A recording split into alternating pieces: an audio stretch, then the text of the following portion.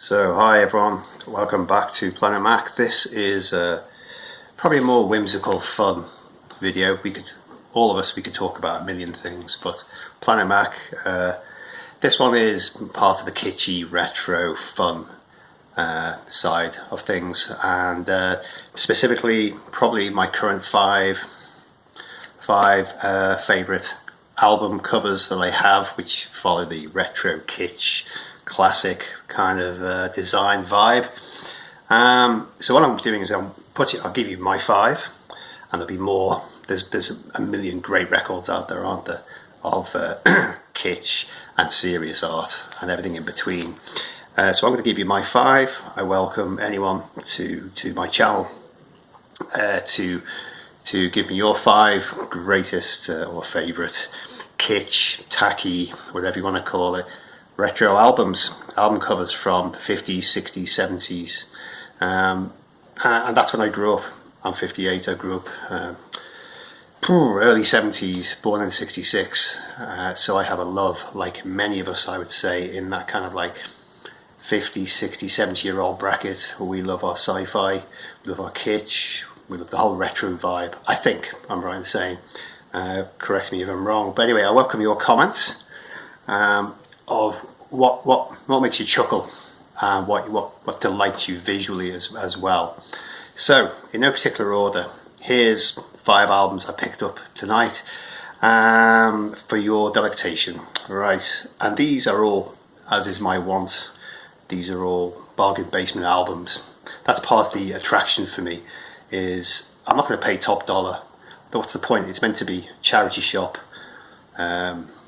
you know, kind of picks and bargains from the time when vinyl was king, even before cassette and CD, certainly, when vinyl ruled and every type of music was released on record, as it is now. But back then there was just, if you ever go to a second-hand shop or a charity shop, there's just acres of crap basically, and you just have to wade through all the rubbish to get to the nuggets. Anyway, here are 5 albums which may amuse you or interest you. Number 1, Doris Day, The Pyjama Game. Picked this up for £1 last year. Great album cover, got that kind of Hitchcock vibe to it maybe.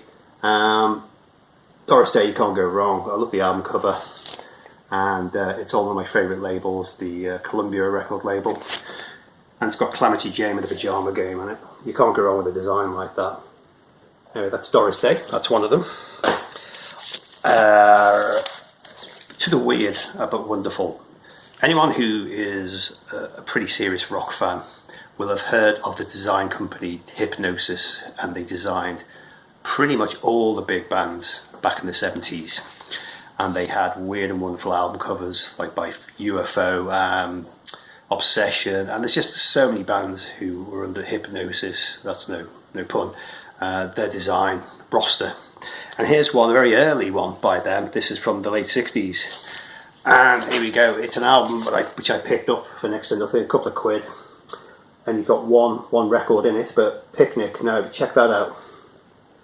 It's a bit dark, but Hypnosis is always a bit strange, their design. People on a nice beach wearing gas masks, as you do. It's got some great retro, classic, psych, folk, bit of rock, including Purple. What have we got? We've got Deep Purple, James Harper's Floyd, Pretty Things, Roy Harper. Sadly, it had a Syd Barrett track on this, but that was on the other side of the album, which I didn't pick up. It wasn't in this bargain bin find. But Picnic, yeah, a double album, 60s compilation. Pretty good, weird album cover, I think, and has some good music on it. Right, when I was, 8 years old, something like that.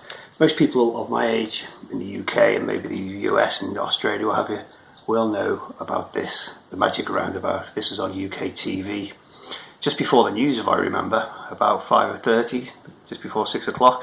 Picked this up in London a couple of years, or 20 years ago now, and I used to, I just chuckled. I had to have it. You can't go wrong with that, can you? And Magic Roundabout, the retro favourite. The next one I actually used to, would you believe, DJ with in various pubs and little bars in London and in Chester and Liverpool when I returned many years ago. And I would throw Bare Necessities, the classic track from this album. I would throw it in the middle of a hip hop, in between hip hop and some breakbeat or some funk or whatever. But you can't go wrong with the Jungle Book. Not only musically, the music's great. Anyone of a certain age will know this, and Bare Necessities is the track which most people will just love.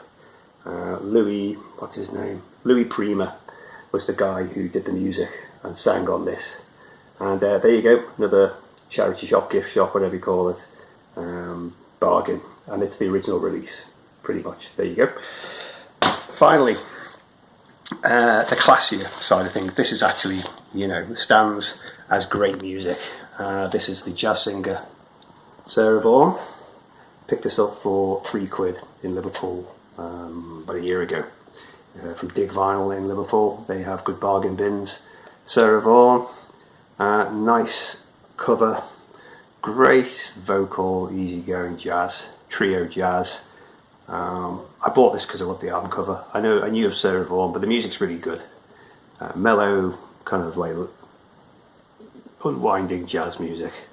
And that's probably my, of the 5 I picked today, that is the one that probably, is arguably, the best quality for me anyway, the best music. So this is just another whimsical video from Planet Mack. I want to develop this. I'm enjoying it. Hi to the new subscribers and to my friends. Leave me your thoughts. What kitsch, retro album covers get the vote for you. Alright, cheers now, bye now.